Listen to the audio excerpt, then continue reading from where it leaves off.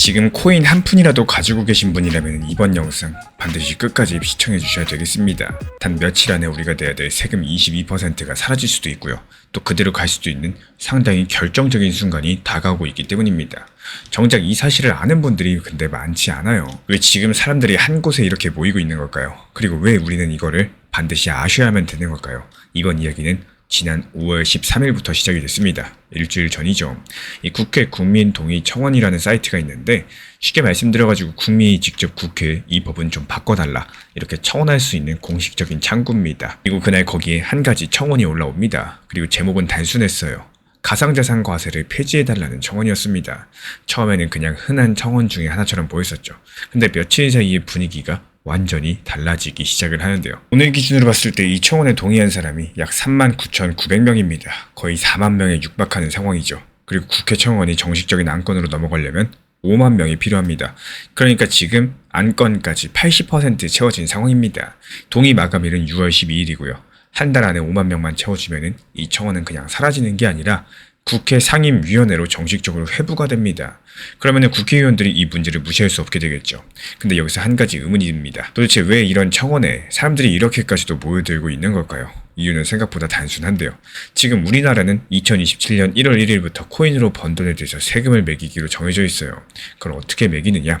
1년 동안 번 돈에서 250만 원까지는 빼주고요. 그걸 넘긴 금액에 대해서 22%를 세금으로 가져갑니다. 예를 들어볼게요. 올해 코인으로 1,000만 원을 벌었다고 치면은 250만 원을 빼고 남은 750만 원, 이 금액에 대한 22%, 그러니까 165만 원을 세금으로 내야 된다는 뜻입니다. 절대 작은 돈이 아니죠. 그리고 이건 이미 법으로 정해진 일이기 때문에 따로 막지 않으면은 2027년 1월 1일부터 자동으로 시작된다. 이렇게 보시면 되겠습니다. 그런데 사람들이 분노하는 진짜 이유는 이 세율이 아니에요. 진짜 이유는 따로 있습니다. 바로 형평성인데요. 우리나라 주식시장에서는 원래 금융투자소득세라는 게 도입이 될 예정이었었죠. 주식으로 돈을 많이 벌면 세금을 더 내라는 법이었습니다. 근데 이 법이 결국에 폐지가 됐어요. 주식 투자자들은 세금 부담이 없어진 건데 코인은 어떤가요? 코인은 그대로 22%를 매기겠다는 겁니다. 같은 투자인데 한쪽은 빼주고 한쪽은 가져간다.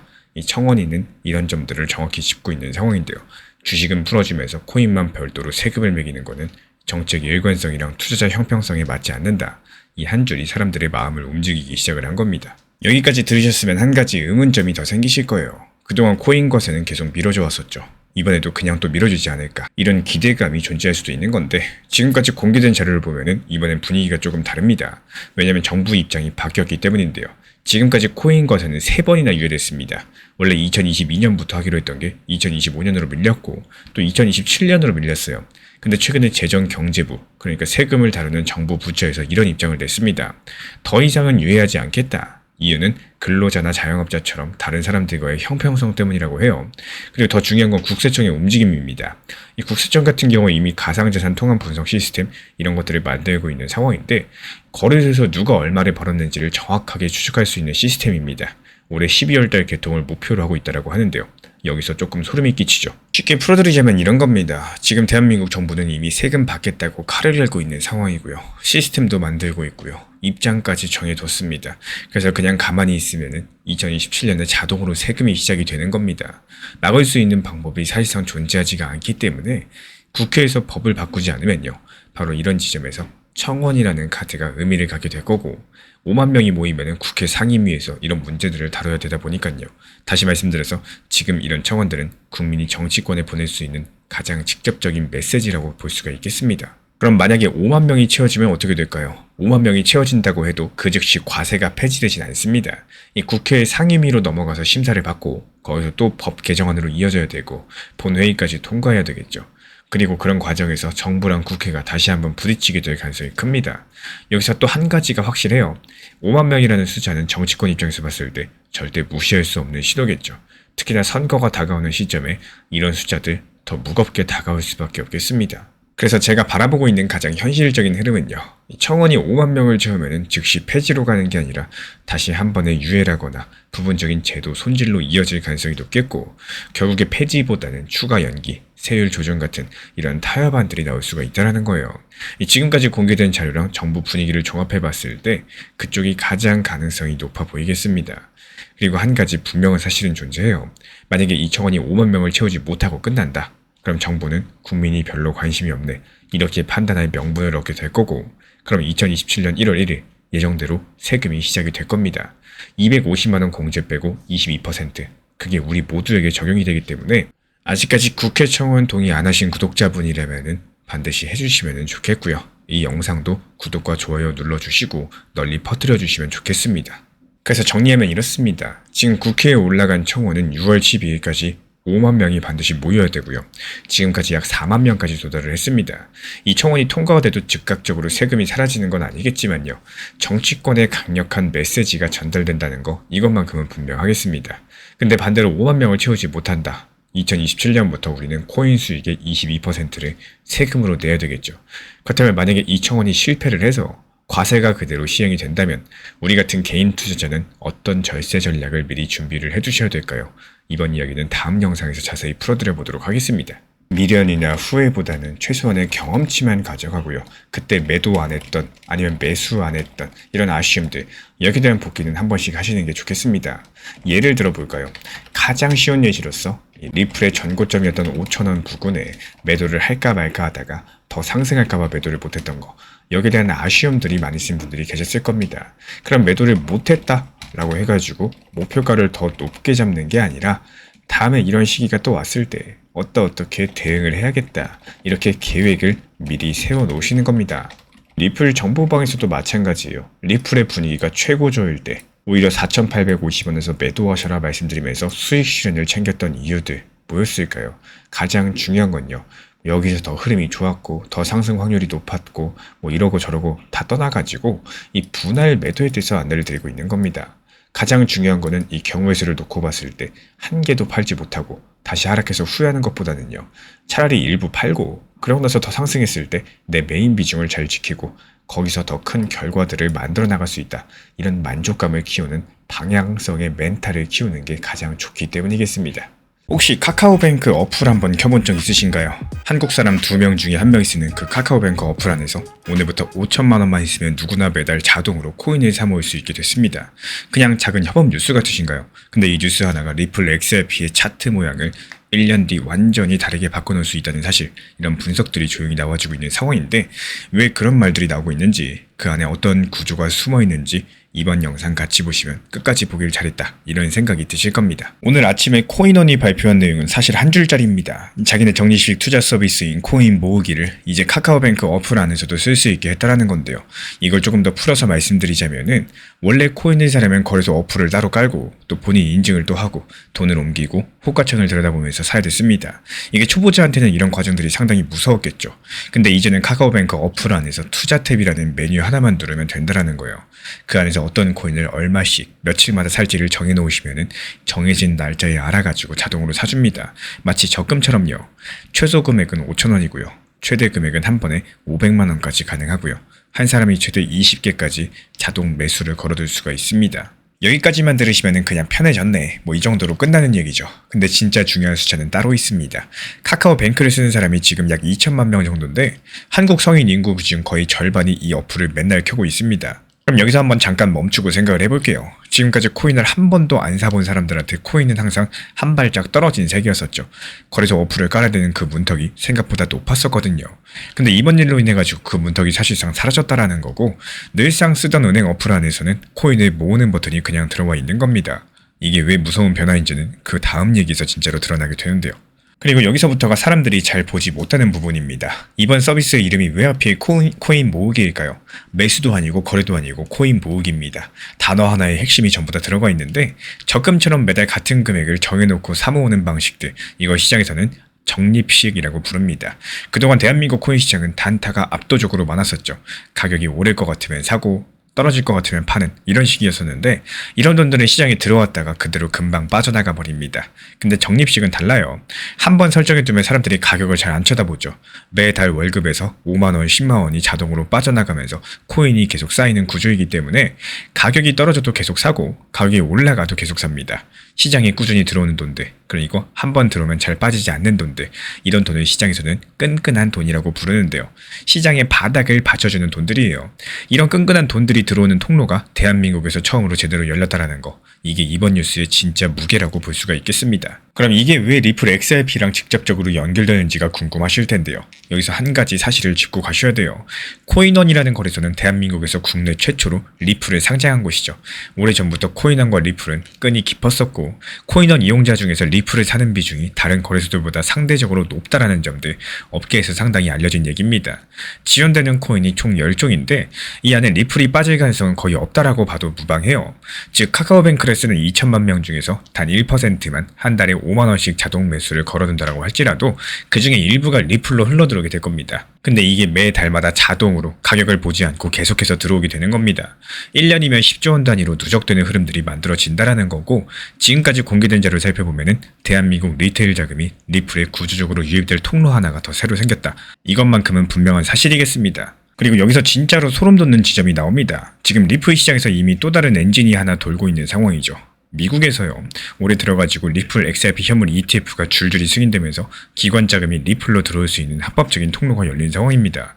이 미국의 법인들, 미국의 연기금들, 자산운용사들, 이제 리플 XRP를 살 수 있게 됐다는 뜻인 거고, 그동안 리플 가격을 움직였던 거는 주로 트레이더들의 단기적인 매매였었는데 이제는 기관이라는 거대한 돈줄이 합류하게 됐다라는 거고, 그리고 이번에 그 미국발 기관 엔진 옆에 대한민국 리테일 엔진이 하나 더 켜지게 된 겁니다. 한쪽에서는 큰 돈이 들어오고요, 다른 한쪽에서는 작지만 끊기지 않는 돈들이 매일매일 같이 들어오고 있는 이런 구조들, 이 두 종류의 돈이 동시에 같은 자산을 향해 흘러가기 시작한 시점, 그게 바로 지금 이 시점이라는 뜻이에요. 그리고 카카오뱅크 입장에서도 이번 코인원 협업은 단순한 마케팅이 아닐 가능성이 높습니다. 카카오뱅크가 최근에 원화 스테이블코인 사업을 준비하고 있다. 이 점이 여러 가지 보도를 통해서 확인된 상태인데요. 대한민국 정부가 법인의 가상자산 거래도 단기적으로 허용하겠다는 방향성을 밝혔기 때문에 카카오뱅크 입장에서는 가상자산이라는 시장을 본격적으로 자기 사업 안으로 끌어들이는 그림들을 그리고 있다는 겁니다. 그 첫 번째 단추가 이번 코인은 코인 모으기이고, 이게 무슨 뜻이냐? 오늘의 이 작은 협업이 끝이 아니라 시작일 가능성이 높다라는 뜻이겠습니다. 그래서 앞으로 가장 가능성이 높은 흐름 한 가지만 말씀을 드리자면요. 단기적으로 이번 서비스 오픈만으로 가격이 급등하진 않을 겁니다. 누적 이용자가 4만 명에서 시작하는 단계이기 때문에 시장에 즉각적으로 보이는 매수 압력들 크지 않을 거라고 봐요. 근데 시간이 지날수록 이야기가 달라지겠죠. 카카오뱅크 안에서 코인 모으기를 한 번이라도 경험한 사람들 100만 명, 500만 명 단위로 늘어나는 시점이 올 겁니다.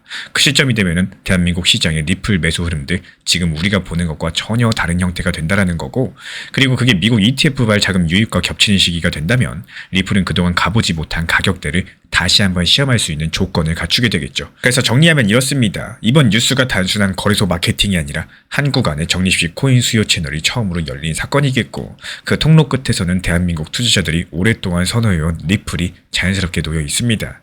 그리고 이런 흐름들은 지금 돌고 있는 미국 기관 엔진들과 합쳐지게 되면서 리플의 다음 사이클을 만들 만한 가능성이 있는 기초 공사로서 작동을 하고 있어요. 그럼 우리가 진짜 보셔야 될 다음 시즌은 과연 무엇일까요? 카카오뱅크가 다음에 어떤 가상자산 서비스를 들고 나오는지 그 한 가지겠습니다. 이번 얘기는 다음 영상에서 이어가지고 풀어드려 보도록 할게요. 항상 강조드리고 있고 정말로 중요하겠지만 잘 모르는 상태에서 해외 거래소들, 선물 매매들 정말로 조심할 줄 아셔야 됩니다. 내가 모르는 상태에서 한 번의 매매 실수 혹은 코인을 잘못 보내거나 찾을 수 없는 상황들이 발생을 하기 때문에 이 선물 매매 같은 경우는 내가 원하지 않는 상황에서 청산이 발생해서 투자금 자체가 사라질 수 있겠고, 또 잘 모르는 해외 거래소에서 코인을 잘못 보내다가는 찾지도 못하고 투자금 자체가 사라지는 이런 경우들도 생기겠죠. 오히려 시간이 오래 걸리더라도 안전하게 업비트 비썸 현물 매매로서 천천히 길게 보시는 훨씬 더 좋은 매매 습관이 되실 수가 있겠습니다. 이번 주에 정말로 묘한 뉴스 두 개가 같은 주에 나온 상황이죠. 한 개는 미국 연준이 금리를 절대 내리지 못한다는 뉴스가 나왔고, 또 한 개는 미국 CNBC가 발표한 글로벌 혁신 기업 순위에서 리플이 16위에 올라다는 뉴스가 나왔습니다. 이 두 가지가 같은 주에 터졌어요. 정말 이상하지 않으신가요? 한쪽에선 코인 시장에 차가운 바람 분다라고 경고를 하는데, 또 다른 한쪽에서는 리플이 전 세계 16위라고 박수를 치고 있다는 겁니다. 이 두 가지 뉴스가 왜 하필 같은 주에 나왔을까요? 이번 영상 끝까지 보시면은 지금 XRP 주변에서 정확히 무슨 일이 벌어지고 있는지 정확하게 보이시게 될 겁니다. 먼저 시장 분위기부터 짚고 갈게요. 솔직히 지금 분위기가 좋지가 않습니다. 연준에서 매파 발언이 줄줄이 나오고 있는 상황이죠. 이 매파라는 말 자체가 어려우실 수가 있는데, 쉽게 말씀드려가지고 금리를 내리지 않는다거나 오히려 금리를 올리는 쪽을 매파라고 부릅니다. 또 반대로 비둘기파는 금리를 내려가지고 시장에 돈을 풀자라는 쪽이고요. 이번 주에 미국 연준의 보우먼 이사가 말을 했습니다. 지금 인플레이션이랑 경제 전망이 직면한 위험이 상당히 높다라는 말을 전했는데, 그리고 인플레이션 자체가 더 떨어진다, 이런 새로운 신호까지도 나오기 전까지는 금리 인하가 적절하지 않다라고 못을 박았고, 게다가 폴슨 이사 측에서 한 발 더 나갔어요. 경제가 너무 잘 나간다거나 인플레이션 위험이 생기면은 오히려 금리를 조금 올릴 수도 있다, 이렇게 말을 한 거죠. 그리고 시장도 이걸 그대로 받아들이고 있습니다. 시카고 상품거래소에 패드워치라는 도구가 있는데요. 시장 참가자들이 다음 회의에서 금리가 어떻게 될지 베팅한 확률들을 보여줍니다. 그 수치에 따르면 6월 달에 금리가 그대로 동결될 확률이 무려 99%예요. 7월에는 동결 확률이 84.4%. 그리고 금리를 올릴 확률이 14.8%로 잡혀있는 상황인데, 금리 인하 확률은 1%도 안 됩니다. 그리고 여기서 그동안 우리가 당연하게 여겼던 공식 하나가 깨지기 시작을 합니다. 지금까지 다들 이렇게 생각을 했죠. 금리가 내려가야 코인이 올라간다. 근데 금리가 안 내려가는 게 99% 확정된 상황이기 때문에, 그러면 코인은 어떻게 되는 걸까요? 특히나 우리 XRP 같은 경우는요. 이런 질문들이 머릿속에 담은 채로 다음 뉴스 한번 보세요. 같은 주에 미국 CNBC가 발표를 했습니다. 2026년 혁신기업 52순위에서 리플이 16위에 올랐다는 발표가 나왔고, 여기서 잠깐 멈춰야 됩니다. 이거 그냥 리플 16위 됐대요, 축하해요, 이러고 넘어갈 뉴스가 아닙니다. 왜냐면 이 순위에 들어간 다른 회사들의 이름을 보면은 1위가 엔트로픽이라는 인공지능 회사고요. 2위는 챗GPT를 만든 오픈 AI입니다. 그리고 3위는 데이터 브릭스라는 인공지능 데이터 회사입니다. 이번 리스트에 들어간 50개 회사 중에서 무려 43개가 자기 사업의 핵심이 AI라고 답을 했다라는 건데, 이 50개 회사에 모인 투자금을 전부 다 합쳐봤을 때 약 495조 원, 전체 기업 가치를 더하면은 약 3,528조 원입니다. 이게 작년 대비 2배, 3배로 불어난 숫자라는 거예요. 그러니까 이 리스트 자체가 한마디로 인공지능 잔치인 거죠. 근데 그 한복판에 인공지능 회사도 아닌 블록체인 회사가 그것도 16위에 떡하니 자리를 잡게 된 겁니다. 정말 이상하지 않으신가요? 인공지능에 그렇게 돈이 몰리고 모든 시선이 인공지능에 가 있는데 어떻게 리플이 이 자리에 들어가 있을 수 있을까요? 여기서부터가 진짜 중요한 부분입니다. CNBC 혁신 기업 순위, 이게 무슨 인기 투표 같은 게 아니라 이 순위가 회사가 실제로 얼마나 빨리 성장하고 있는지, 시장 자금을 얼마나 끌어왔는지, 시장에 얼마나 영향력을 미치고 있는지, 그리고 기존 산업의 판을 얼마나 바꾸고 있는지를 종합해서 매깁니다. 다시 말씀드려가지고 이거는 미래에 잘 될 것 같다가 아니라요. 지금 실제로 잘하고 있다라는 평가라는 거고, 리플이 여기서 16위에 들어갔다라는 거는 미래의 기대감이 아니라 지금 이 순간의 실적이 인정받았다는 뜻입니다. CNBC가 리플을 평가하면서 뭘 언급을 했느냐? 리플의 결제 네트워크, XRP 원장, XRP 토큰, 그리고 RLUSD라는 스테이블 코인을 핵심 성장 동력으로 꼽았습니다. 특히나 아시아 시장이랑 신흥국 시장에서의 확장까지도 강조를 남겼는데, 2025년 미국 SEC랑 소송까지도 정리되면서 미국 안에서 리플 사용을 막던 규제 불확실성이 거친 점도 짚었습니다. 다만 여기서 기관의 수요가 아직까지 고르지 않다는 거 같이 언급이 됐어요. 이 부분은 양쪽 다 인정하고 가셔야 됩니다. 이걸 한 줄로 요약하자면 이렇습니다. 인공지능 회사들은 미래의 가치로서 평가받고 있는데 리플은 지금 이 순간의 실적으로 평가받았다는 거, 이게 결정적인 차이인 거고, 근데 진짜 재밌는 건 지금부터입니다. 다시 처음 질문으로 돌아가 볼까요? 왜 이 두 가지 뉴스가 같은 주에 나왔을까? 연준에서 금리 안 내린다라고 하고 CNBC는 리플이 16이라고 하고요. 이게 우연일 수 있겠지만 한번 차분히 생각을 해보시면요. 금리가 높게 유지된다라는 게 무슨 뜻일까요? 돈을 빌리는 비용들, 그리고 돈을 그냥 묶어두기만 하는 비용이 비싸진다는 뜻입니다. 은행이 다른 나라로 돈을 보낼 때 보통 어떻게 하느냐? 스위프트라는 옛날 시스템을 사용을 합니다. 이게 돈을 보내는데 보통 몇 날 며칠이 걸려요. 그리고 그 며칠 동안 은행은 그 돈을 미리 다른 나라 계좌에 묻어둬야 됩니다. 어려운 말로 노스트로 계좌라고 부르는데요. 쉽게 말씀드려서 미리 갖다 놓은 돈이에요. 이 미리 갖다 놓은 돈은 그 며칠 동안 아무 일도 못합니다. 말 그대로 그냥 가만히 있는 돈인데요. 금리가 낮을 땐 괜찮죠. 어차피 돈을 굴려도 큰 돈을 못 버니까요. 근데 금리가 높을 때는 얘기가 완전히 달라집니다. 그 돈을 다른 곳에 굴렸으면 벌었을 이자들 전부 다 포기하는 셈이거든요. 그래서 리플의 결제 네트워크가 등장을 합니다. 리플 시스템에 있으면 송금이 몇 초 만에 끝나죠. 그럼 은행은 미리 다른 나라에 돈을 갖다 놓을 필요가 없어지겠죠. 그 돈을 다른 곳에 굴려가지고 이자를 벌 수 있게 되는 거. 다시 한 줄로 정리드리자면요. 금리가 높을수록 옛날 송금 방식은 더 비싸질 거고, 빠른 송금 시스템의 가치는 더욱더 커지게 될 겁니다. 모든 은행들이 당장 리플로 갈아탄다는 보장은 없으니까요. 다만 적어도 논리적으로 봤을 때 이 매파적인 금리 환경들이 오히려 결제망 자산에서는 유리한 방향성으로 작용할 가능성이 있다는 사실, 같은 주에 이 두 가지 뉴스가 동시에 부각된 건요. 시장이 지금 무의식적으로라도 이 연결고리를 인식하기 시작했다. 이런 신호로 읽어볼 수가 있겠죠. 그러면 앞으로는 어떻게 흘러갈 가능성이 가장 높을까요? 지금 시점에서 가장 가능성이 큰 시나리오 한 가지만 말씀을 드리자면은 단기적으로 봤을 때 6월달 연준회의 전후까지는 비트코인 흐름에 XRP가 같이 흔들릴 가능성 상당히 큽니다. 매크로 변수가 워낙에 크니까요.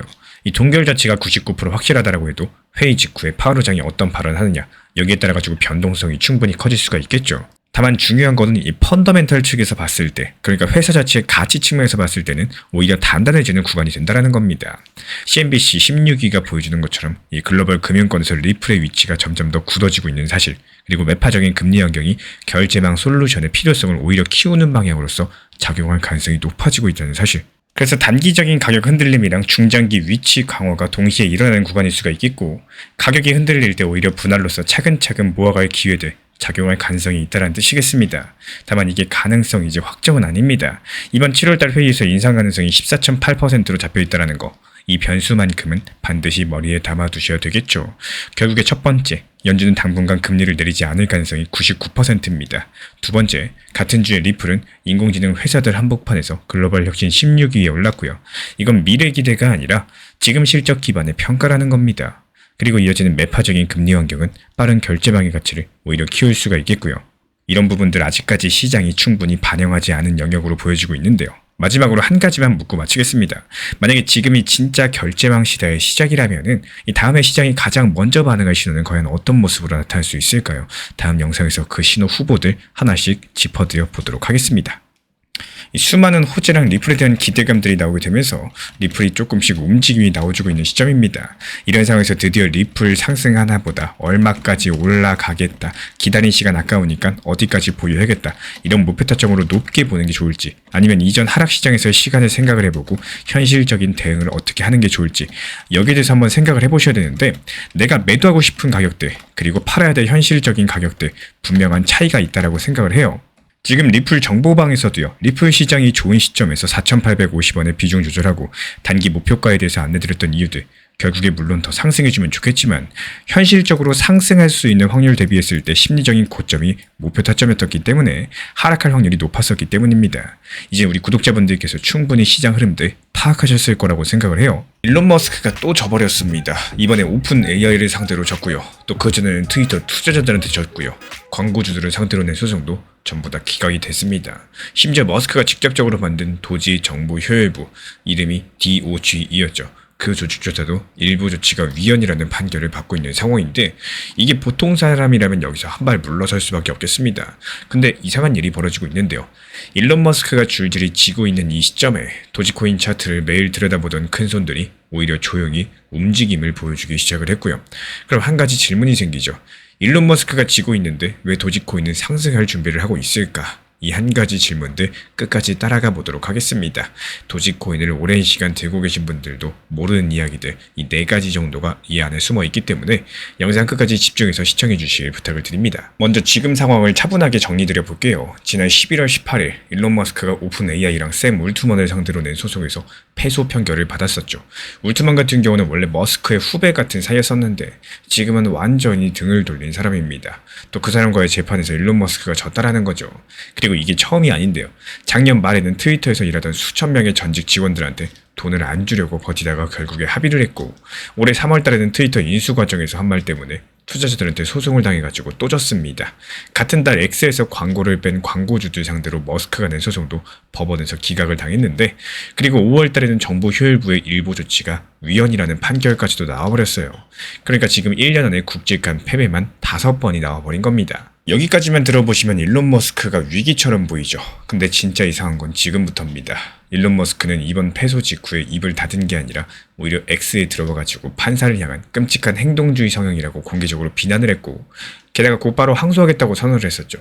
보통 회사를 가진 사람이 이런 시기에 이런 행동을 하진 않습니다. 이유가 뭘까요? 여기서 첫 번째 단서가 나와요. 일론 머스크의 또 다른 회사인 스페이스X가 지금 상장을 앞두고 있다는 점인데요. 상장이라는 거는 회사를 주식시장에 올린다는 건데, 미국에서는 이걸 준비하는 동안에 경영진이 입을 닫아야 되는 기간이 있습니다. 이걸 침묵기간이라고 부르고, 미국 증권거래위원회가 정해놓은 규칙이라서 어기면 큰일 나죠. 보통 CEO들 같은 경우는요, 이 기간에 회사 자랑조차도 안 합니다. 근데 머스크는 지금 이 시기에 판사를 욕하고 항소를 선언하고 자기 이름을 가장 시끄러운 곳에 올려놓고 현재까지 공개된 자료를 살펴보면은 일론 머스크가 침묵 기간의 규칙을 그냥 무시하고 있는 것처럼 보여지고 있어요. 그리고 이게 우연이 아니라는 게 점점 더 분명해지고 있는 상황입니다. 그리고 여기서 도지코인이랑 이야기가 연결되는데요. 스페이스X가 상장될 때 머스크의 보유 지분 가치는 어마어마하게 커지겠죠. 일본에서 일론 머스크가 세계 최초의 조만장자가 될 수 있다라고 말을 합니다. 우리 돈으로 따지면 1000조 원 단위의 자산가가 된다는 뜻인 건데 보통 이런 상장들은 큰 기관들이 주도를 할 수밖에 없는 거고 근데 여기서 머스크는 지금 기관 대신에 일반 사람들의 관심을 끄는 쪽을 선택을 하고 있다는 거예요. 시끄럽게 말하고 적을 만들고 화제를 만들고 있다는 거죠. 그리고 일반 사람들의 관심이 가장 빨리 옮겨붙는 코인이 바로 도지코인이겠습니다.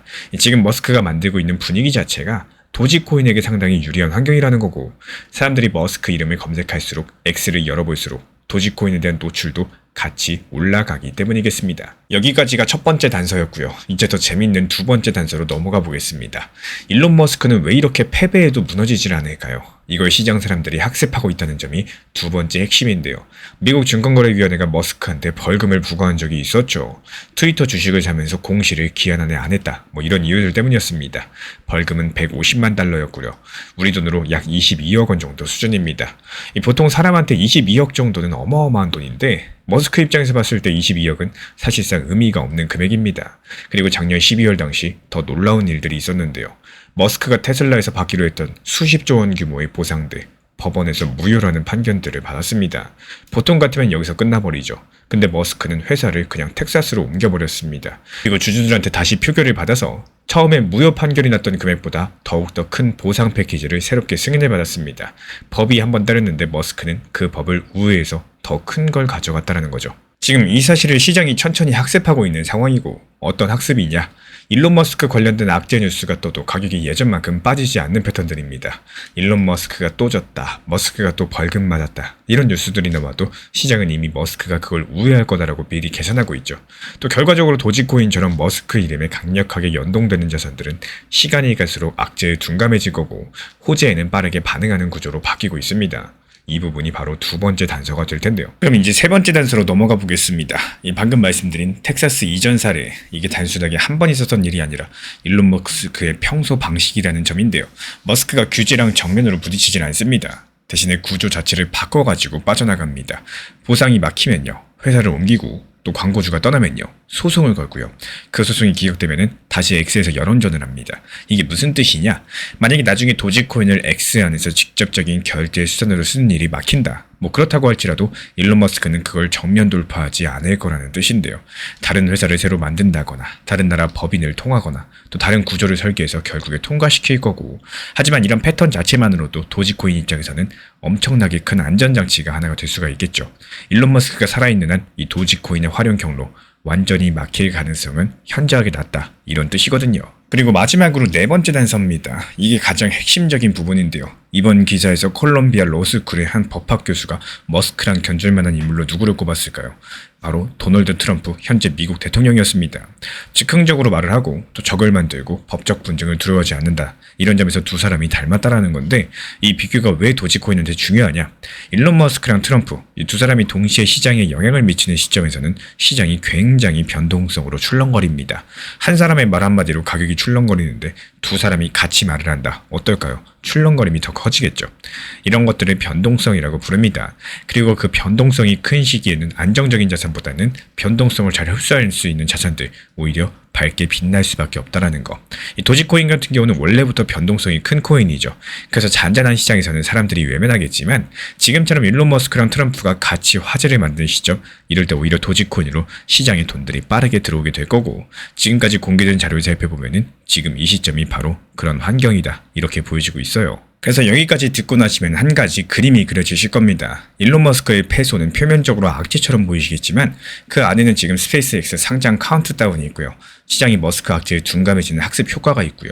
규제를 우회하는 구조 설계 능력이 있고요. 트럼프랑 함께 만드는 변동성 환경이 있습니다. 이 네 가지가 동시에 작동하는 시점, 바로 지금이라는 거고 그러면 단기적으로 어떻게 보셔야 될까요? 가장 가능성이 높은 시나리오 한 가지만 말씀을 드리자면요. 스페이스X 상장이 가까워질수록 머스크의 발언량이 더욱더 늘어날 가능성 상당히 높아집니다. 발언량이 늘어난다? X 트래픽이 늘 거고요. X 트래픽이 늘어난다? 도지코인에 대한 관심도도 또 같이 올라가게 될 겁니다. 그래서 단기적으로 스페이스 X 상장 관련된 뉴스가 나오는 시점, 이럴 때마다 도지코인에 대한 자금 유입이 짧게 일어날 가능성이 높을 거고, 이걸 확정이라고 말씀드리는 건 아닙니다. 다만 지금까지 본 일론 머스크의 학습 패턴들, 그리고 시장이 학습하는 반응 구조들 전부 다 살펴봤을 때 가장 자연스러운 흐름이다, 이런 뜻입니다. 그래서 지금 도지코인을 단기로 보시는 분이라면요, 가격 차트보다도 스페이스 X 관련된 뉴스 흐름들 먼저 보시는 게 더욱더 빠른 신호가 될 수 있다는 사실을 기억해 주시기 바랍니다. 그래서 오늘 이야기를 세 문장으로 정리하면 이렇습니다. 일론 머스크의 연이은 은폐소는 표면적으로 악재겠지만 지금 시장은 이미 그 충격을 흡수하는 방법을 배웠다라는 거. 진짜 변수는 스페이스 X 상장이랑 또 여기에 따라붙는 일론 머스크의 발언량입니다. 그리고 그 발언량이 가장 빠르게 반영되는 자산 중에 하나가 바로 도지코인이겠죠. 그렇다면 한 가지 질문이 남습니다. 만약에 머스크가 스페이스 X 상장 직전에 다시 한번 도지코인을 직접 언급한다면 그때 시장은 과연 어떻게 움직일 수 있을까요? 이 질문에 대한 답은 다음 영상에서 이어가 보도록 하겠습니다. 이 시장의 큰 흐름을 보면은 좋으나 싫으나 먼저 대장은 비트코인이라는 거 어쩔 수 없는 사실이죠. 리플 XRP가 좋고 우리 구독자분들께서 리플에 대한 관심도가 가장 큰 거 알고 있습니다. 하지만 대장은 비트코인이기 때문에 포트폴리오 약간의 비중씩을 꾸준히 분할 매수 습관으로서 비트코인에 대한 관심을 가지시는 거 정말 좋은 습관이라고 생각을 합니다. 제가 안내드리고 있는 정보방에서도요, 리플에 대한 중요성, 단기 고점과 저점, 그리고 알트들에 대한 타점들도 안내를 드리고 있지만요, 이렇게 비트코인에 대한 중요성, 낮은 비중이라도 분할 매수로서 이렇게 모아나가실 수 있도록 여러가지 월마다 비중 조절 매수에 대해서 말씀을 드리고 있기 때문에 결국에 이유가 뭘까요? 내가 장기적으로 건강하게 가져갈 수 있는 포트폴리오를 구성을 하셔야 되기 때문이겠습니다. 코인 시장 속에서요, 리플이나 도지코인 이런 것들 한 개씩만 있는 게 아니라 전반적인 시장의 흐름을 볼 수 있는 시야를 키워나가시면 정말로 큰 도움이 되실 거라고 생각을 해요. 최근에 시장이 너무 답답하다 보니까 정보방 입장에 대해서 문의 주시는 분들께서 많아지셨어요. 먼저 제일 중요하지만요, 제가 안내드리는 모든 정보방은 업비트, 빗썸, 현물 매매로서만 안내 도움드리고 있습니다. 지금 화면에 보이시는 번호나 혹은 댓글 링크에 있는 신청란을 통해서 신청 주시면은 안내를 도움드리고 있고요. 이 세 가지 방 중에 필요로 하신 방을 체크해서 신청 주시면은 필요로 하신 방에 맞춰가지고 입장 안내드리고 있습니다. 먼저 리플 전용방 같은 경우에 리플에 대한 중요 이슈, 그리고 리플에 대한 단기 저점과 단기 고점, 중장기적으로 보는 중요 타점 같은 핵심 내용에 대해서 안내드리고 있기 때문에 영상 시청해주시는 우리 구독자분들께서 리플이라는 코인이 장기적으로 좋다라는 건 알고는 있지만 현재 같은 시장에서는 많은 답답함을 느끼시는 분들께서 정말로 많이 계실 거라고 생각을 합니다. 이 적당한 일부 비중은 단기 고점과 저점을 살려서 효율적인 대응을 만들어 가시고 또 오히려 중장기적으로 더 잘 가져가기 위한 효율적인 매매하시는 것들을 추천드려요. 그리고 두 번째로 종합 브리핑방입니다. 장기적으로 보기에 좋은 코인들과 현재 시장 흐름에 대한 중요 시장 이슈들, 브리핑 내용이나 리플에 대한 방향성, 락업 해제 일정과 여기에 따른 움직임들에 대해서 안내드리는 종합적인 방이다, 이렇게 생각해 주시면 되겠습니다. 그리고 마지막으로 단기 종합방 같은 경우는 말 그대로 단기 종목들에 대한 타점을 안내드리고 있는 방입니다. 이 단기 종목은 말 그대로 단기 종목답게 접근을 하셔야 되는데 욕심으로 인해서 타점을 너무 높게 잡아가지고 수익 실현을 못하거나 아니면 눈치 보기 매매를 하다가 이렇게 수익 실현의 기회를 놓치셨던 기억이 있으신 분들, 지금 시장에서 정말 많은 상황인데요. 항상 비중 조절이 중요하고요. 매수와 동시에 목표 타점을 걸어 놓으면서 현실적으로 봤을 때 내 것으로 만들어서 마침표까지 잘 찍는 게 단기 매매의 핵심이다 생각을 해요. 단 여기서 중요한 거, 아무리 내가 좋아하고 시기가 좋고 스스로 괜찮다고 판단하셔도 몰빵 매매는 정말 위험하기 때문에 매번 말씀드리는 비중 조절 원칙 매매로 접근하시는 게 가장 중요합니다. 끝으로 항상 말씀드리고 있지만요, 저는 업비트, 빗썸, 현물 매매에 대해서만 안내를 도움드리고 있기 때문에 절대로 해외골에서 선물 매매에 대한 고위험 리스크 매매에 대해서는 언급조차 드리지 않고 있습니다. 무조건적으로 업비트, 빗썸 이렇게 현물 매매로 필요하신 분들께서만 입장 신청 주시면은 안내 도움 드리도록 하겠습니다. 이 빠르게 가는 것보다 중요한 건요, 꾸준하고 길게 가는 게 더 중요한 투자 시장이다, 이렇게 생각을 해요. 건강한 비중 조절 원칙 매매 활용하시기를 늘 응원드리겠습니다. 이 리플 XRP의 매수 매도 타점은 순간의 판단이 전부예요. 그래서 우리 신사 채널에서는 시장의 숨결 하나하나까지 놓치지 않고자 모든 흐름들 실시간으로 모니터링 중에 있습니다. 이 단기 반등 구간이 열리는 순간 그 찰나의 기회 타점을 우리 구독자분들께 바로바로 전달드리기 위해서인데요. 우리 신사 채널을 이미 구독해주신 분들 중에서 실시간 커뮤니티방 참여를 원하신다면 지금 보이시는 번호로 문자 남겨주시면 되겠습니다. 이 혼자서 불안하게 바라보는 시장이 아니라요, 함께 흐름을 읽고 움직이는 경험들을 선사해 드리도록 하겠습니다.